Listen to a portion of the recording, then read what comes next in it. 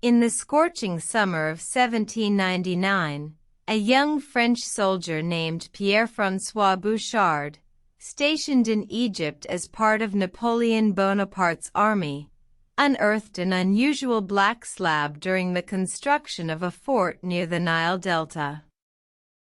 The slab, later to be known as the Rosetta Stone, was unlike any artifact ever found before.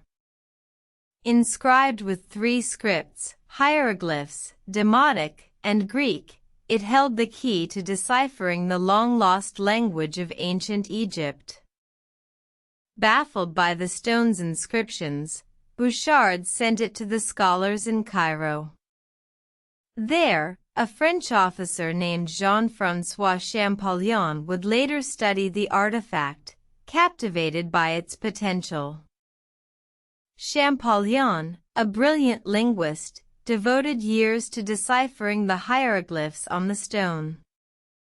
His tireless efforts bore fruit in 1822, when he successfully translated the Greek text, opening a gateway to the ancient Egyptian civilization. The discovery of the Rosetta Stone was a turning point in history. It provided scholars with a vital tool to understand the rich and complex culture of ancient Egypt. The stone's decipherment marked the beginning of a new era in Egyptology, a field that continues to unveil the mysteries of this ancient civilization. Today, the Rosetta Stone stands in the British Museum, a testament to the power of knowledge and the enduring fascination of ancient Egypt.